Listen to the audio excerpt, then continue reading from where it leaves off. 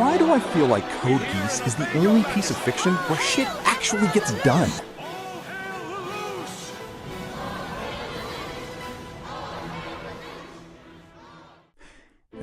It feels like the story of a liberator is always stained with some dark truth that makes the protagonist turn evil, quit, or become a part of the system.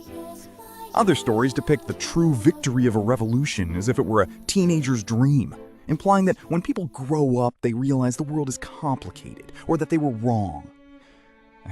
It masquerades as maturity, but in the end, it always defends the status quo. But Code Geass feels different. Lelouch is a man with a unique situation. He is intelligent, takes risks, and has the rightful claim, or is at least in the right position, to seize power and change things. Yet, he acts like a real person in this fictional setup. Like most talented people with a realistic and hopeless view of the world, he starts out just trying to have fun, taking unnecessary risks to get by in a world where the strong take it all. But the moment he obtains power, he can finally make real changes.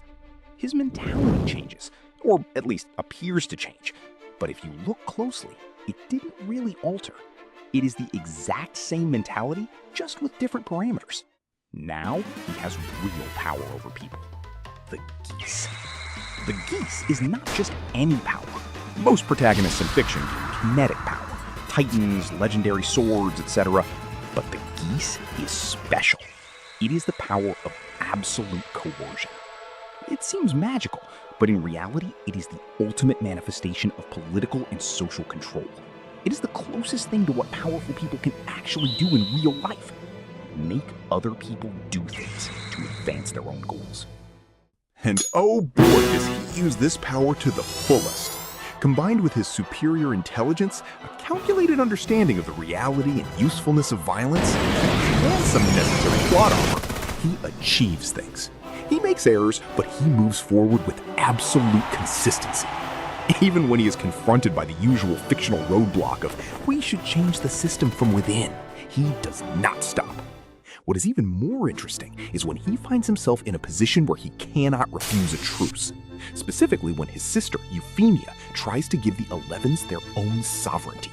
The plot actively intervenes to deny him the usual protagonist's exit, where the hero and the system find a middle ground that ultimately just conserves the status quo. From that point on, there was no going back. The plot itself had spoken. You shall overthrow the world order. And he did.